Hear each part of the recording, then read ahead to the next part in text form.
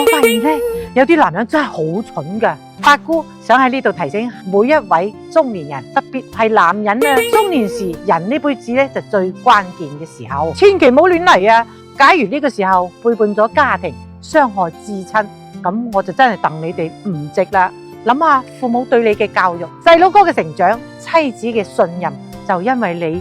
你呢次嘅犯錯，弄到支離破碎，甚至妻離子散，你話如何收場啊？假如你有一日就算係後悔咗，但係傷害已成事實，如何彌補，亦都挽救唔到妻子對你嘅失望，細佬哥對你嘅隔閡，兩公婆喺一齊幾廿年冇感情，總有親情。八姑希望你哋千祈記得，你哋嘅日子再舒服，亦都係你嘅父母、你嘅老婆默默咁支持你，陪住你一步步捱過嚟㗎。冇任何一個細佬哥會接受自己嘅爸爸傷害媽媽嘅。男人最大嘅魅力唔係話佢有幾靚仔，唔係話幾有錢，而係擔得起責任，控制得慾望。認為八姑講得啱嘅，記得點讚轉發俾自己嘅老公或者兄弟們睇，等佢哋成為更有擔當嘅男人。